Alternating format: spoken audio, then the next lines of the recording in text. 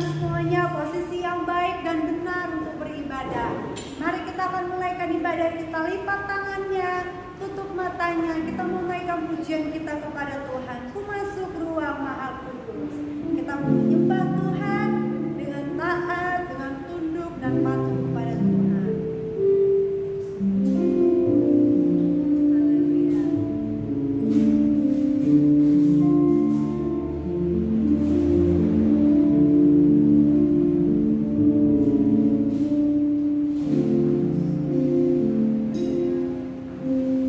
Masuk ruang Maha Kudus.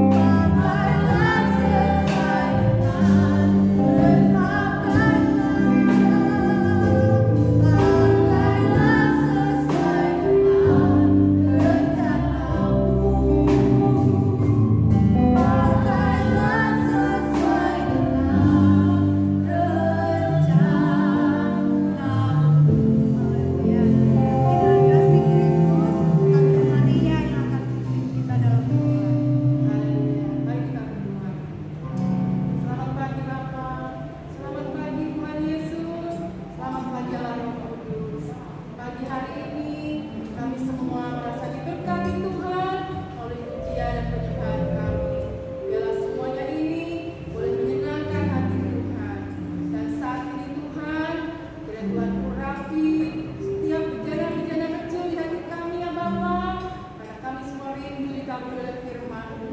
Tuhan, urapi kami semua dengan kuasa Roh Kudus-Mu, agar firman-Mu boleh bertumbuh, tertanam dan berbuah di hati kami.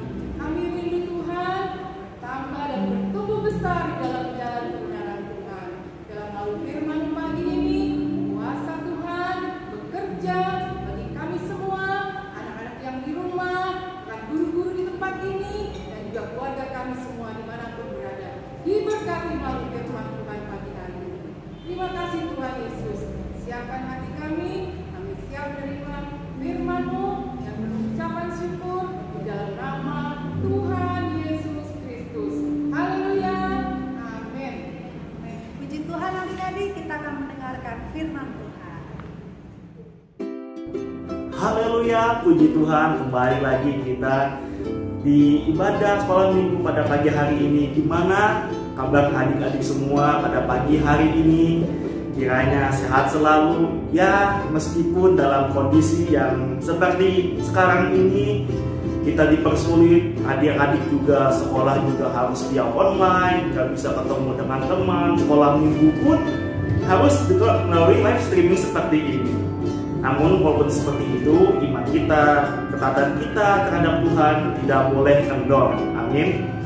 Ngomong-ngomong, kakak mau nanya, ada yang masih ingat gak minggu kemarin firman Tuhannya cerita tentang apa? Iya, benar banget, tentang mimpi Raja Nebukadnezar, yaitu raja orang Babel. Nah, sekarang kakak masih mau cerita yang masih ada hubungannya dengan Babel, yaitu tentang perapian yang menyala-nyala. Kalau adik-adik mau baca, itu ada di Daniel 3 ayat 1 sampai 30.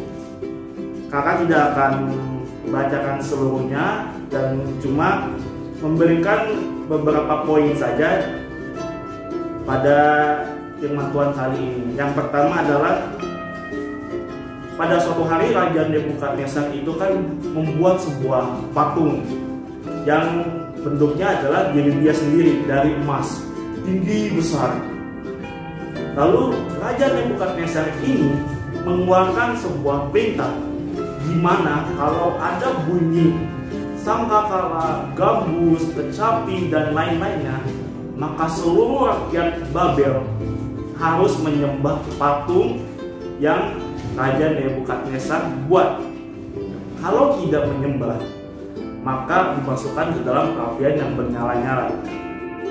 Nah, ada 3 orang yang tidak mengindahkan atau lebih tepatnya tidak mengikuti perintah dari Raja Nebukadnezar ini, yaitu ada Sadrak, Mesak, dan Abednego.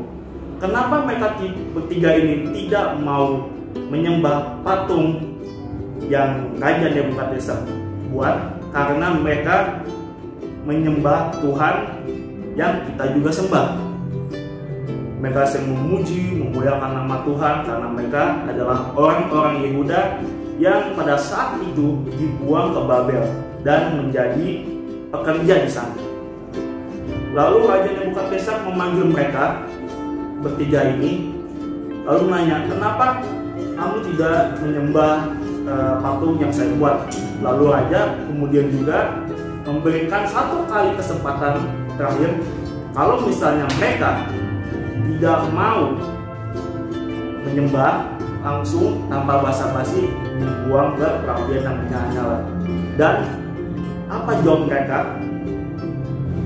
Jawab mereka adalah, tidak ada gunanya Raja kami memberi jawaban pada Tuanku dalam hal ini. Jika Allah kami yang kami puja sanggup melepaskan kami dari perapian yang menyala-nyala itu dan dari dalam tanganmu ya Raja. Seketika Raja Nebukadnezar mendengar kata-kata dari Sadrak, Mesak, dan Abednego, langsung marah, air mukanya berubah. Nah, air muka itu maksudnya apa sih Kak? Air muka itu menurut Kamus Besar Bahasa Indonesia artinya adalah rupa muka, mimik wajahnya. Itu nggak ada yang namanya wah masih tenang gitu kan. Masih udah lah ya, nggak ada. Langsung udah marah banget terhadap 3 orang ini. Dan tanpa basa-basi juga, perapian yang biasanya itu ditambahkan panasnya 7 kali lipat. Bahkan orang yang mengangkat Sadrak, Mesak, dan Abednego, orang-orang yang kuat yang mengangkat 3 orang itu ke dalam perapian, mati seketika di tempat. Tapi apa yang terjadi dengan 3 orang ini? Mereka tidak mati. Mereka masih hidup di dalam. Dan nambah lagi 1 orang yang katanya seperti anak dewa, yaitu adalah Tuhan Yesus. Lalu kemudian disuruh keluar, dan Raja Nebukadnezar memuji Allahnya Sadrak, Mesak, dan Abednego yang juga kita sembah pada saat ini. Dan kesimpulannya pada cerita ini adalah tentang iman dan juga taat. Maksudnya apa? Kalau kita taat kepada Tuhan, kita nggak akan mungkin goyah, kita nggak akan mungkin yang namanya terpuruk atau lebih tepatnya dihadapkan. Kita dapat dihadapkan, kita harus memilih Tuhan atau tidak, kita sudah tahu jawabannya yang mana. Dan juga iman, kalau kita beriman di dalam Tuhan disertai juga dengan taat, maka tidak ada hal yang mustahil.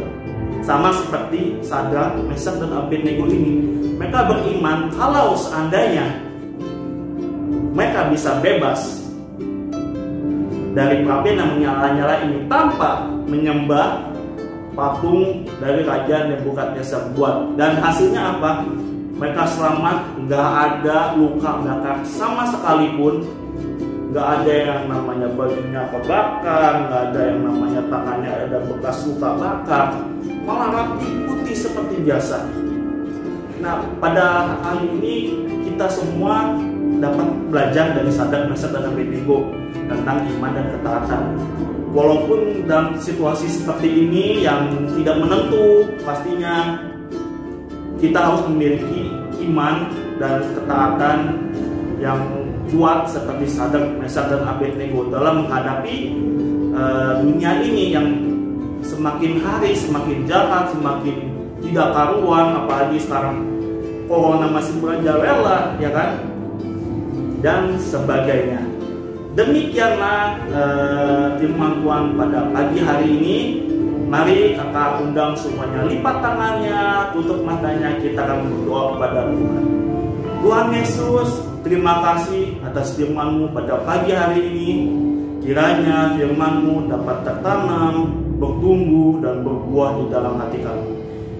Dan Tuhan, berikanlah kami iman dan ketaatan seperti Sadrak, Mesak, dan Abednego.